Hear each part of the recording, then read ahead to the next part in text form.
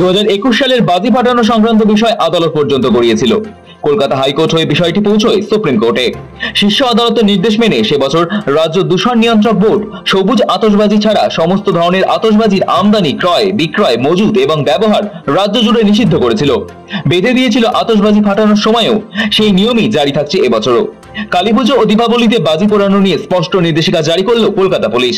সর্বোচ্চ আদালতের নির্দেশ মেনে এই বিজ্ঞপ্তিতে বলা হয়েছে শুধুমাত্র অনুমোদিত গ্রিন বা সবুজ বাতি পোড়ানো যাবে, তাও নির্দিষ্ট সময়সীমার মধ্যে। কখন বাজি পোড়ানো যাবে? কালীপুজো ও দীপাবলিতে অর্থাৎ 20 অক্টোবর রাত 8টা থেকে রাত 10টা পর্যন্ত বাজি পোড়ানোর অনুমতি থাকবে। ছট পুজোতে অর্থাৎ 28শে অক্টোবর সকাল 6টা থেকে সকাল 8টা পর্যন্ত বাজি পোড়ানো যাবে। এই সময়ের বাইরে বাজি ফাটানো আইনত দণ্ডনীয় অপরাধ হিসেবে গণ্য হবে। বৃহস্পতিবার থেকে ধর্মতলা শহীদ মিনারে আনুষ্ঠানিকভাবে শুরু হয়েছে বাজি বাজার। শুক্রবারই কালীপুজোয় শব্দবাজি নিয়ে কড়া নির্দেশিকা জারি করল কলকাতা পুলিশ।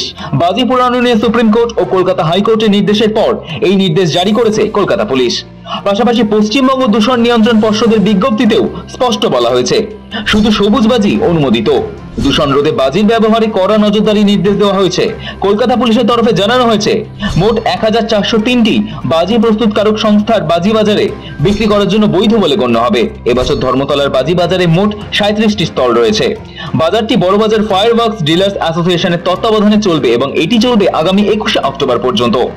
কলকাতা পুলিশের কমিশনার মনোজ কুমার বর্মা জানিয়েছেন এই নির্দেশ ভঙ্গ করলে আইনি ব্যবস্থা নেওয়া হবে। শহরের প্রতিটি থানাকে সতর্ক থাকতে বলা হয়েছে যাতে নির্দেশিকা কার্যকর হয়।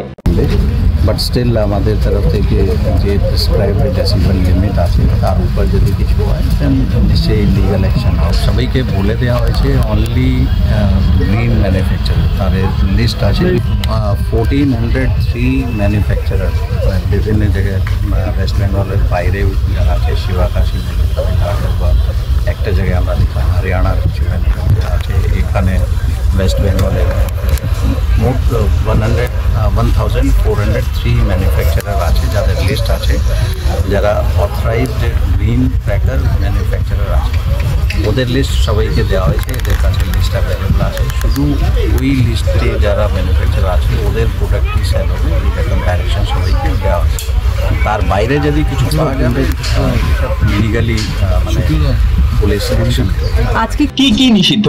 অনুমোদনহীন বা দূষণ সৃষ্টিকারী বাজি, নির্ধারিত সময়ের বাইরে বাজি পোড়ানো, উচ্চ শব্দের বাজির ব্যবহার। কালীপুজো ও দীপাবলির আগে গত বুধবার পুজো উদ্যোক্তাদের সঙ্গে একটি বৈঠক করেন কলকাতা নগরপাল। কলকাতায় প্রায় 3500 কালীপুজো হয়। বুধবারের বৈঠকে পুজো উদ্যোক্তাদের সঙ্গে সবদিক পর্যালোচনা করে জরুরি গাইডলাইন বেঁধে দেন সিপি।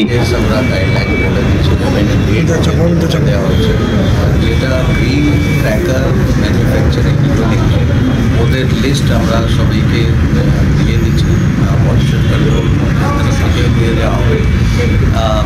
শুধু যে গ্রিন ক্র্যাকার ম্যানুফ্যাকচারিং আছে ওখান থেকে যে ম্যানুফ্যাকচারের গ্রিন ক্র্যাকার্স আছে সেইগুলোই ইউজ করা যেতে পারে। বাকি যেটা ব্র্যান্ড আছে তার উপর পুলিশ নিশ্চয়ই অ্যাকশন নেবে। কিছু অ্যাকশন অলরেডি আমরা নিয়েছি, কিছু সিজার হয়েছে, কেস হয়েছে, অ্যারেস্ট। আনস নিয়ে মানে কিছু পূজা কমিটির লোক জানতে চেয়েছিল, ওরা রিকোয়েস্ট করছিলেন যাতে এটা বন্ধ করা যায়।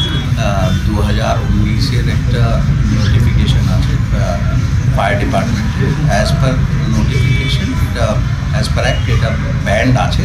অ্যান্ড আমরা থানার আমাদের থানা ডিভিশন সবাইকে বলেছি যাতে ওপর অ্যাকশন নেওয়া। দীপাবলি ও ছট পুজোতে শহরের শব্দ ও বায়ু দূষণ নিয়ন্ত্রণে রাখতে এই পদক্ষেপ নেওয়া হয়েছে। প্রশাসনের আবেদন উৎসবের আনন্দে পরিবেশের ভারসাম্য নষ্ট না করে সবাইকে দায়িত্বশীলভাবে উদযাপন করতে হবে। প্রতি বছরের মতো এবছরও প্রতিমা নিরঞ্জনের সময় বেঁধে দেওয়া হয়েছে। কলকাতা নগরপাল জানান আগামী 21 থেকে 23শে অক্টোবর এই 3 দিনের মধ্যে শহরের সমস্ত প্রতিমা বিসর্জন দিতে হবে। একই সঙ্গে বিসর্জনের সময়ও মেনে চলতে হবে নিয়ম, যেমন ডিজে নিষিদ্ধ করা হয়েছে। দমকল বিভাগের 2019 সালে জারি হওয়া বিজ্ঞপ্তি অনুযায়ী ফানুস ওড়ানো নিষিদ্ধ বলেও মনে করিয়ে দিয়েছে নগরপাল। সৌভিক চ্যানেলের রিপোর্ট, সময় কলকাতা।